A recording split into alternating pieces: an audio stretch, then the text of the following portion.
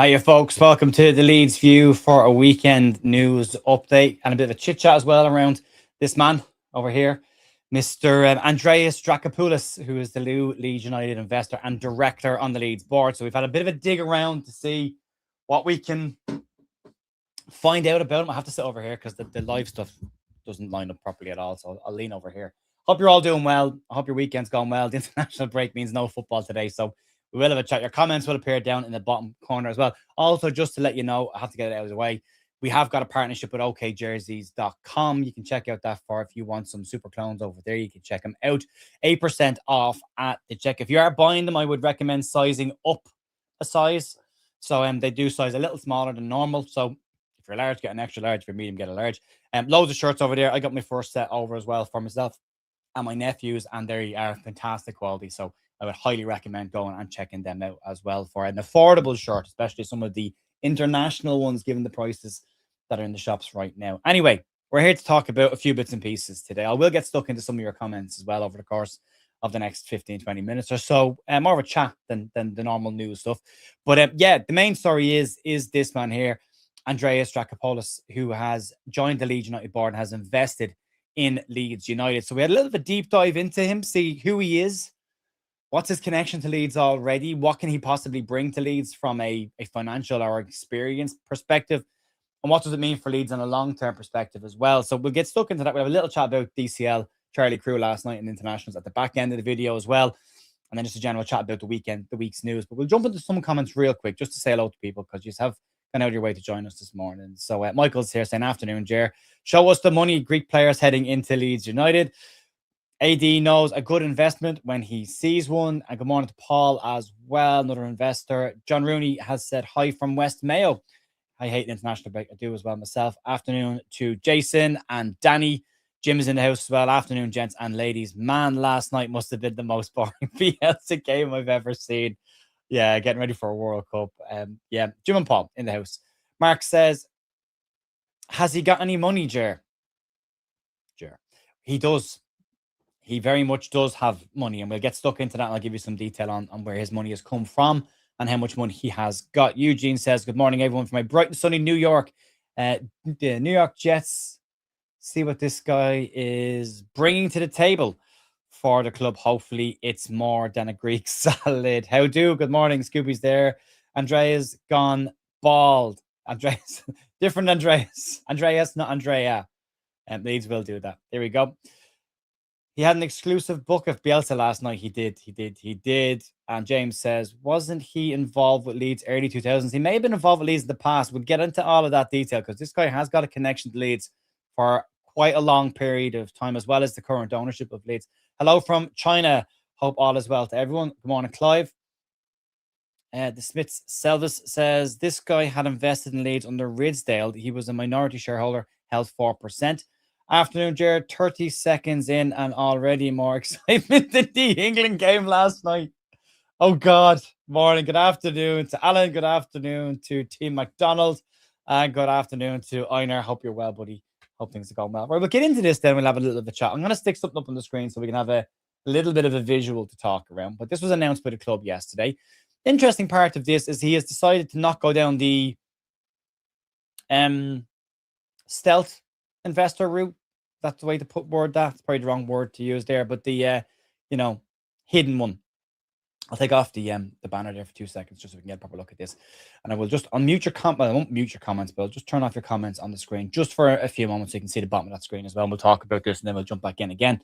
Right, so who is he? Andreas Draacopoulos, which I hope I am pronouncing right. So he has invested in Leeds United, but he also joins the Leeds United board of directors as well. So he's not just coming in to throw a few quid in it. He's coming in at a very high level and will be part of that senior investment level that is in the club. It's not really clear, and I haven't got the detail, and somebody can correct me or let me know in the comments if they want to, whether he's invested outside of 49ers Enterprises or within 49ers Enterprises. It's been a couple of that.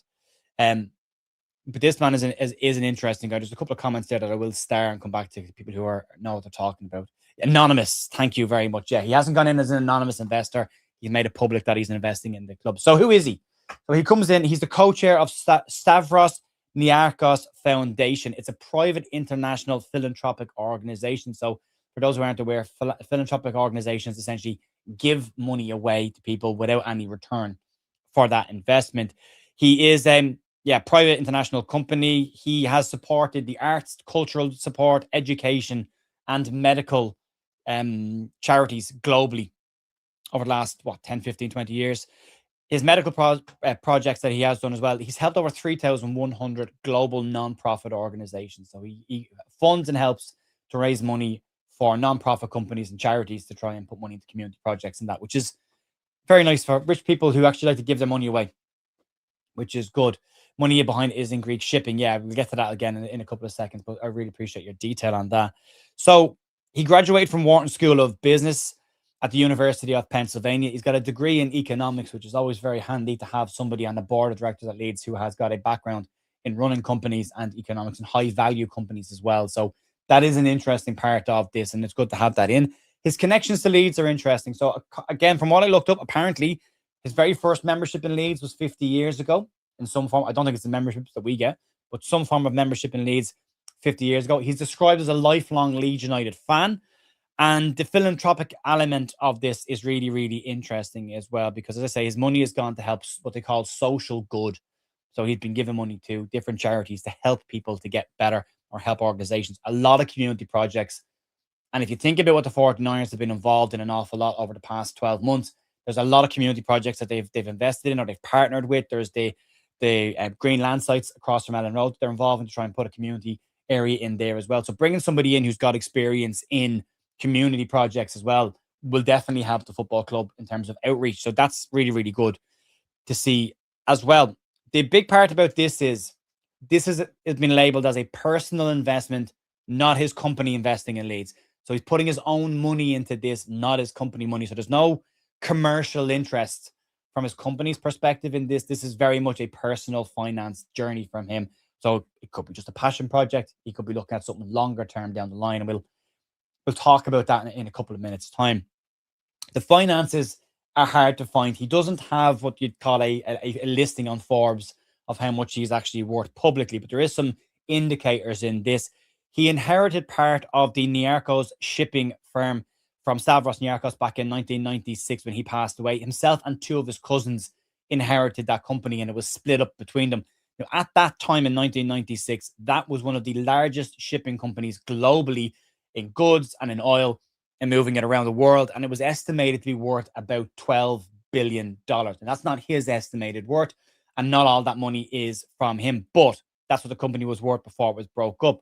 One of the two cousins that were willed some of the company that were involved in this with him initially, he does have a public listing for his net worth, and it's 2.8 billion that he's worth. So maybe you could apply some of that logic across to Andreas, but again, that's not Andreas's worth. That is very much his cousin's net worth, but gives you an idea. What he's given away in terms of big money all came around the Greek financial crisis. He gave away £100 million to a poverty charity during the 2010 Greek financial crisis. He then gave another 100 million to combat youth unemployment in Greece during that period of time. And when that got worse, he put another 100 million into funding that as well. So he gave away $300 million during the Greek financial crisis to help people with zero return on any of that. So there's, and what's described as he did it with very little strain on his own economic background or his own economic portfolio. He is described, and this is the only metric we have for his wealth, he is described as seriously wealthy. So there's that. There's a couple of comments that have come in. The Smith Selvas is definitely up on this as well. I'll put that up on the screen so we can see. He personally invested £25 million in Thanos, the Elizabeth Holmes medical equipment scam. Did he know it was a scam? I do love it. We always try and find the negatives of people straight away. Money behind the Greek shipping. Yeah, it comes from Greek shipping. And yeah, you're just having a swing at this guy, aren't you, mate? Okay, I'm going to leave you alone then. I thought you were actually giving me some useful information. But yeah, we're going to move away from that.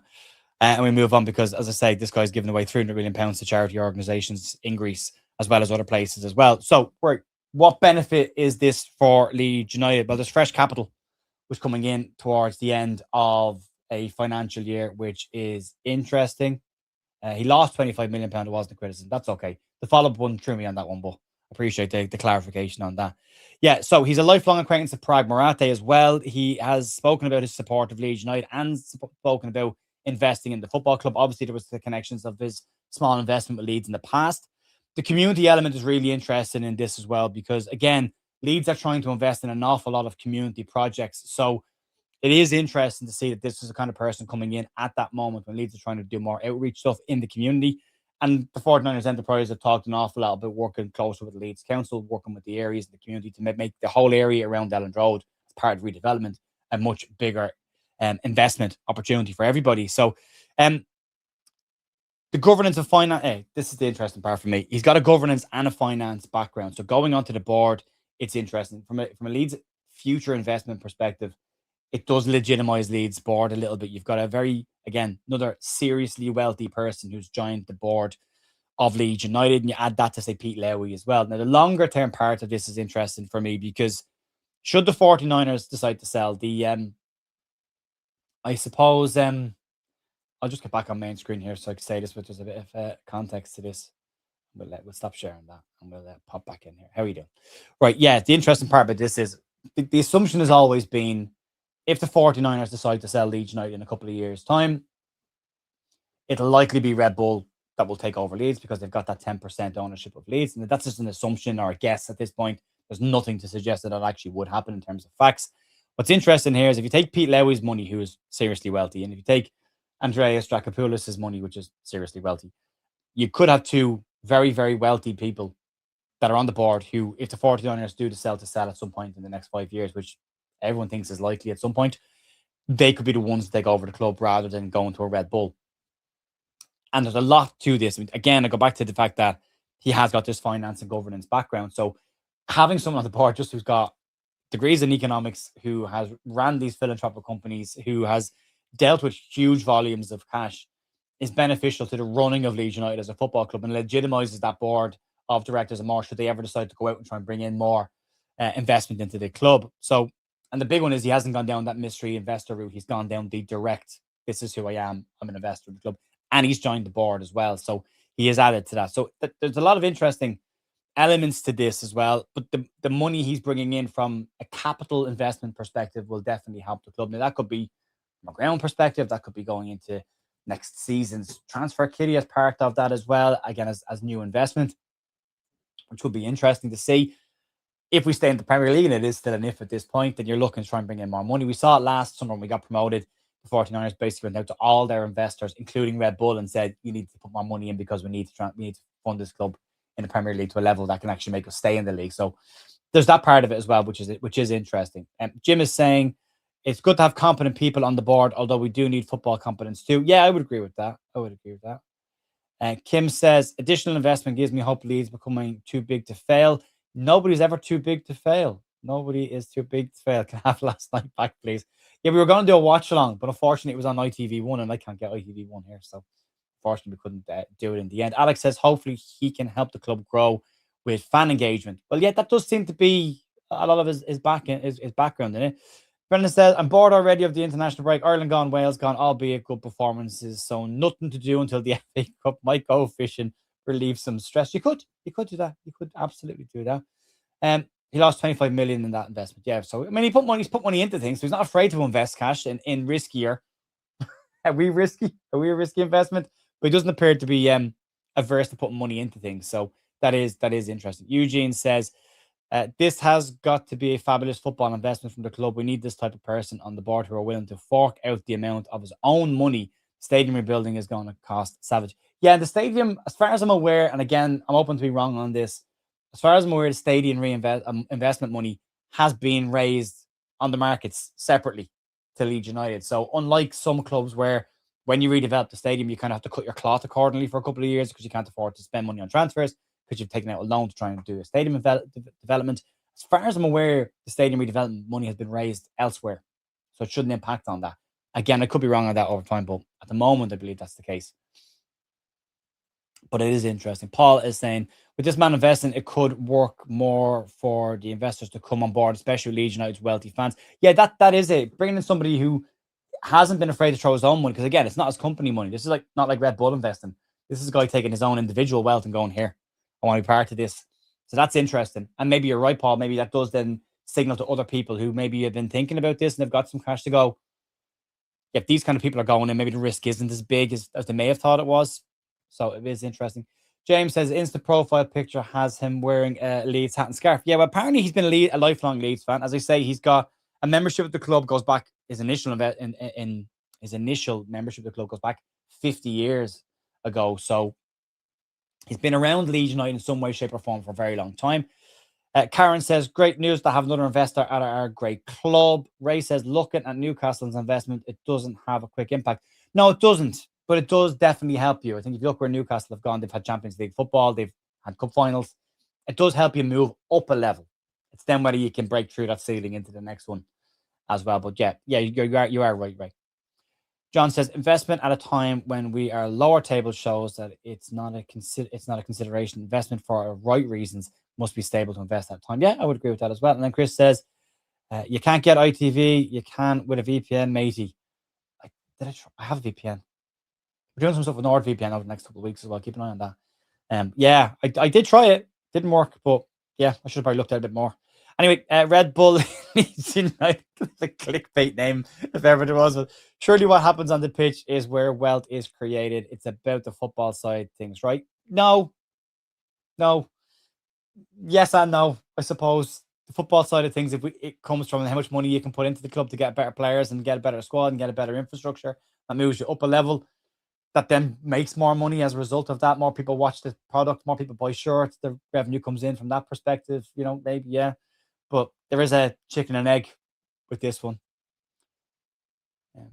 Is this the Marinakis in disguise? No, very different character to Mr. Marinakis. Very, very much not as volatile as Marinakis. So yeah, no, not quite the same. Michael Brown says, but Jer is a potential investment depending on Leeds United remaining in the Premier League. No, the money's gone in. He's in. The money's in. He's in. And he's in the Premier League. He's part of the board. He's already on the board. So this isn't, again, just him throwing money in and sitting in the background. He's put money in. 1 second. Till I sneeze.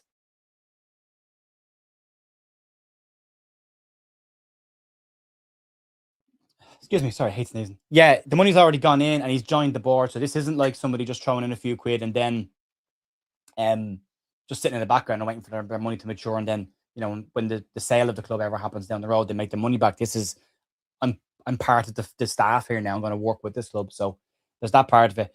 Alan says, more good money coming in to get great players for when we win the Champions League. Do a great job there, Jared. Thanks, mate. Thanks for watching, mate. Appreciate it as well. Eugene says, maybe he will stop Daniel. He'll slip Daniel a 50 to change. Yeah.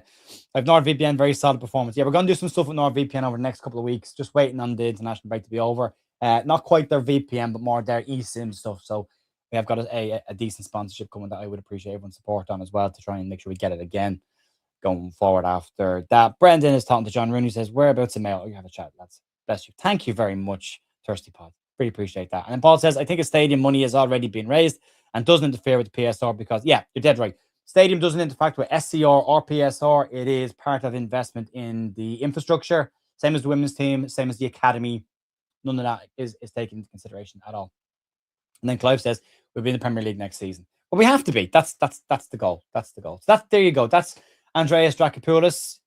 At least what I can find on him right now. I'm sure there'll be more information on that when they get back from the international break, and we'll hear more about that. I did think I'd put the stuff in. Marcelo Bielsa was back in Leeds last night. It was great to see.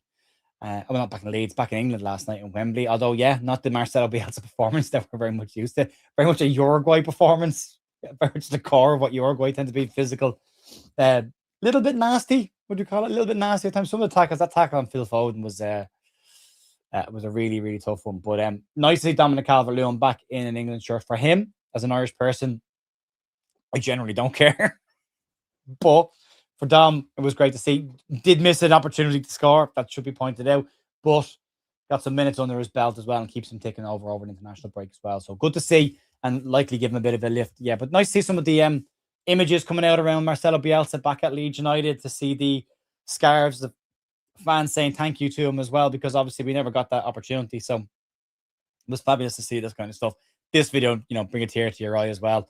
Marcelo having a chance to say a proper goodbye as well it was nice. It was really, really nice. I think the reasons he said he hasn't come back to Leeds make perfect sense because, the emotion of being fired. But I also think it's the attention it brings and maybe takes away from the current manager as well. And he doesn't want to do that. It's saying at Manchester United with Alex Ferguson, sometimes that person up there can cast a bit of a shadow over what's going on the pitch and distract people a little bit. So, but yeah, his reasons for staying away, completely understandable. Would love to see him back at Ellen Road. If they could get him to come back for one of the games before the end of the season, that'd be amazing. We have got Bielsa Place, which is opening up. I have my stone ready for Bielsa Place, which is going in during this summer on the East Stand. So yeah, nice to see that. But yeah, that's that. On the international front, so yeah, Calvert-Lewin played last night. Charlie Crew played 90 minutes for the Welsh under-21 side as they won 2-0 in the European game over Belarus. So fantastic for Charlie to be getting some minutes as well. And the only other real news story is Leeds United's game against Burnley has been moved for television, and it is now wait for it, 8 p.m. kickoff under the lights at Elland Road. So yeah, not great that it's been moved, but maybe good that it's under the lights and we'll have a proper atmosphere for that game as well. So I am going to try and get to that one if I can. I have to try and bend somebody's arm for a ticket, but I'm going to try and get to that match if I can. So yeah, been lucky this season. I've got to about 5 matches this year. Hopefully this will be 6th one. So fingers crossed on that one. But yeah, that's pretty much it. I'll jump back into a few of your comments to wrap it up. But I appreciate you all jumping on and joining me today. Danny says, can I just thank you for all the work that you put in and these stories every day? No problem. No problem, Danny. It's absolutely my pleasure. And I appreciate everyone. I've always said it, whether we agree or disagree on stuff. I appreciate everyone taking time to watch them because it helps me out. We'll be in the Premier League next season. Michael says, Jared, desperately sad seeing Wales and Republic of Ireland failing to get through to the World Cup playoffs, considering they both teams were close to winning. Yeah, I did. On the watch along, I did say a full time of extra time, please don't let Alan Brown take a penalty. And then when he went up to take a penalty, I said, he's going to miss. And he missed. So, yeah, unfortunate. Finizal's penalty wasn't great either. Did DCL blow his chance a bit? I don't think he blew his chance, but he missed an opportunity. But I think it's his form and, it's his first time back in an England shirt in a long time. So I don't think he necessarily blew it, but he would have liked to have scored. Mighty Mouse goal. Will the stadium improvements go ahead if we get relegated? Have you not already seen? Have you not been watching the videos over the last couple of days? Give me a sec. Give me 1 second, and I will make sure you are fully aware of what is going on at Elland Road. I'll just drop a couple of these pictures up on the screen real quick. Let's get them there. Just go to one. Yeah, it's happening. It's already begun. The holes have been dug behind the Kop, and the West Ham work is beginning. Here you go. And it's already beginning. So Leeds have already started work on the stadium redevelopment, and they have said repeatedly that it doesn't matter what division we're in next season because the funds have been raised separately. So the work on the redevelopment at Elland Road has already started. So there you go. I'll come back in the middle now because I don't have my surround anymore. So yeah, that's that one. And the Smith says there are some great clips of Bielsa meeting fans and waving at Leeds United fans during the game. And you're waiting. It was just, he had a big impact for a lot of us. There's some people that don't care about it, but some do. And he had a big impact for a lot of us. And it was great to see that we could get a chance to say goodbye to him. So it was nice. It was nice. Loved the Uruguay player moving himself back on the pitch to delay the game. Great to see Bielsa last night and DCL in an England shirt. Absolutely, yeah. Bielsa, the living legend. DCL, bad miss, but won't go down well with the English press. Yeah, look, that's going to happen anyway. No problem at all, mate. No problem at all. This is not Football Club sucks. It was brilliant to see Mr. Bielsa at least last night. Wembley, absolutely love Mr. Yeah, we all do. Yeah, we'll start to wrap it up because I've got a man in my waiting room here for another video that we're working on here, but I do appreciate everyone. A couple of comments from Chris. Looking at Marcelo last night, he is clearly missing Yorkshire puddings and Sunday roast. He was looking a little frail. The man's in his 70s, Gabby played last night, played for Sweden the other night. We did cover that the other night as well, yeah. So, is Gabby injured? I don't think he's injured. I thought he just went off in that game. Jer, is the investment for transfers? It might be. We have to wait and see. Depends on how it goes in. But yeah, it's new capital, so there is a possibility of that. Jim says, question, any thoughts on City's points deduction keeping us up? Well, if they get deducted 60 points, they're relegated. But you would imagine they'll appeal that and probably kick the can down the road to next year. So we'll have to wait. And was Dan James great goal initially great goal on further viewing of it, the keeper slips. But still, if you don't shoot, you don't score. There you go. Roy Hodgson, back manager, Bristol City. And don't worry about the press. They're asleep. Yeah, we got Max there. So there we go, folks. I will wrap it up there. Massive thanks for joining us today for a bit of news on Andreas Draacopoulos and who he is and what he does. If you could stick a like on the video, that'd be massively appreciated. If you're not subscribed to the channel, consider doing so. If you're listening to this repeat on the audios, give us a follow as well. And check out okjersey.com for 8% off on your shirts at checkout with the code TView to support the channel. I will be back on Monday morning. I'll talk to you then. Enjoy the rest of your weekend, and we'll talk to you soon. See you later. Bye.